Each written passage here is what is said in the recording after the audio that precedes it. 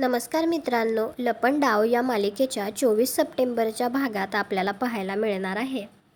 सखी घरातून पळून गेलेली असते, त्यामुळे सखीच्या मोठ्या काकांना तेजस्विनी जोरात कानाखाली वाजवते आणि म्हणते, सखी घरातून पळून जाते हे मीडियाला कळतं, परंतु तुम्हाला कळत नाही. आणि त्याच वेळी कान्हासुद्धा तिथे असतो.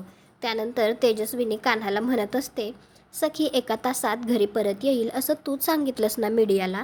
तर कान्हा मान हलवत असतो. तर लगेच तेजस्विनी त्याला म्हणते, आता तिला शोधून 1 तासात घरी तूच आणायचं.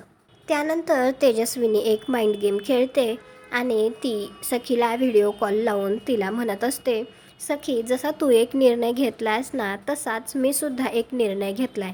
आणि ते हातात चाकू घेते. त्यावेळी सखी जरा घाबरूनच विचारते, आई कसला निर्णय घेतलायस तू? तर तेजस्विनी म्हणते, स्वतःला संपवण्याचा. आणि ती स्वतःच्याच हाताने चाकूने तिच्या हातावर वार करून घेते आणि म्हणते, मला नाही जगायचं. हे पाहून तर सखीला खूपच जास्त वाईट वाटतं. ती घाबरते आणि मोठ्याने आई असं ओरडते. त्याचवेळी ट्रॅफिक खूप जास्त लागतं, त्यामुळे गाडी पुढे जात नसते. तर सखी पटकन खाली उतरून चालतच जायला लागते. नेमकं त्याचवेळी तिथे कान्हा येतो. तर सखी लगेच कान्हाच्या गाडीवर बसते.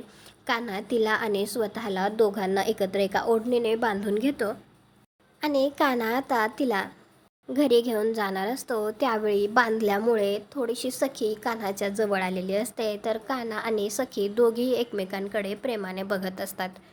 तुम्हाला काय वाटतं, हे सगळं तेजस्विनीचं नाटक असेल का सखीने घरी परत येण्यासाठी? आणि जेव्हा सखी घरी परत जाईल तेव्हा तर तेजस्विनी सखीवर ओरडेलच.